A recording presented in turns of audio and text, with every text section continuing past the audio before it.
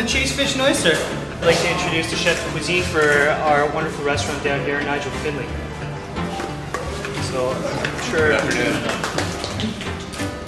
two of the best seafood experiences I had in downtown Toronto, not so much downtown, more in my hood up in St. Clair, just happened to be cooked by Nigel in the last few months. So I knew when we had to find the perfect person for this place, not only did it have to be somebody who has the coastal tradition and roots, but somebody who can obviously outcook me and most of Toronto when it comes to seafood, and Nigel was that guy for sure. So it's a pleasure to sign him on board, and he's really excited to be a part of what we're going to do here. And literally, as you come into the front doors, this is going to be the reception area, the host, and then to my left, you're going to see our wonderful kitchen that's getting built right now. So we've left the a large box that's open right next to the front entry door, and that's actually a large picture window that's going to be visible, so you'll be able to see Nigel and his team executing some of the finest seafood dishes as you walk in to be greeted by the hostess.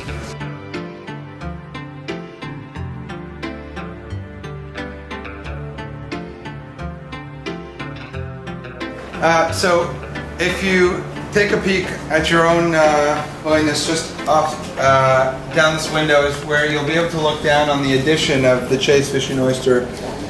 And basically this is the elevator shaft that was built exclusively for this space to take our guests up from the ground floor to the 5th floor. As I was mentioning a few moments ago, we're really treating these restaurants as two standalone operations. So both will be entirely self-sustainable, from a host stand up here, two culinary teams, two front of house and back of house teams. We're treating and designing this very much like we would entering a luxurious home. So you've entered in the foyer. This is the library bar. We have along that back wall will be a feature wall of bookshelves and a really nice area to put your drinks down.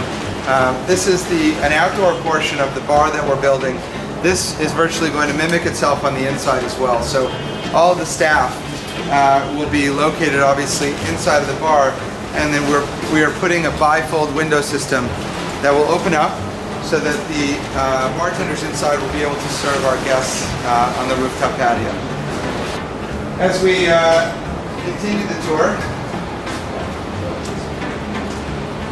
this portion of the restaurant becomes the eat-in kitchen, which will be a little bit more casual than the main dining room.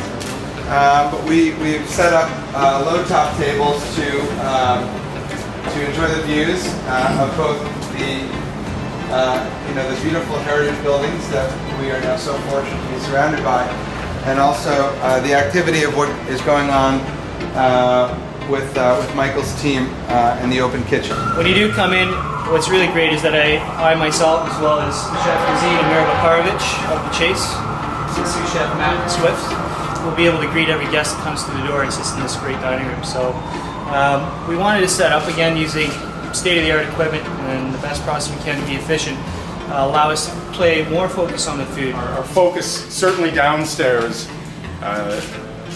not surprisingly, will be geared towards seafood.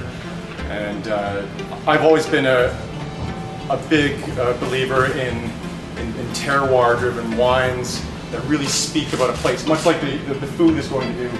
We've spent a lot of time, we've gone out on a fabulous trip out east to go to the source and meet contacts and meet our suppliers, our farmers, to understand where our food is coming from. And the same philosophy is going to be, it has been applied to what I'm going to do with the wine program. So very terroir-driven wines that speak of a place, and to me, there are no better wines to pair with food than wines that do just that. We're calling the dining room, but we're really trying to furnish it as if it's a living room. And all of our seating is primarily couch-style banquettes. So really large, sort of overwhelming rolled arms. An environment that is really, really comfortable. A place that will feel really refined, but ultimately totally approachable by way of coming here in a pair of jeans. We've chosen relatively low furniture as well because we want everyone in the restaurant, or at least eating in this portion of the restaurant, to enjoy the view. So, you know, even if you are seating along this wall, you'll sort of be able to see over all the furniture and enjoy the views of the outdoor space. One of the most amazing features about this dining room is where we are building 3 banquettes in this back area that, if I look left, I can enjoy the beautiful view of Lake Ontario, and if I look up, I have a great view of Dundas Square. So it's a pretty exceptional view right from these seats right in the back here.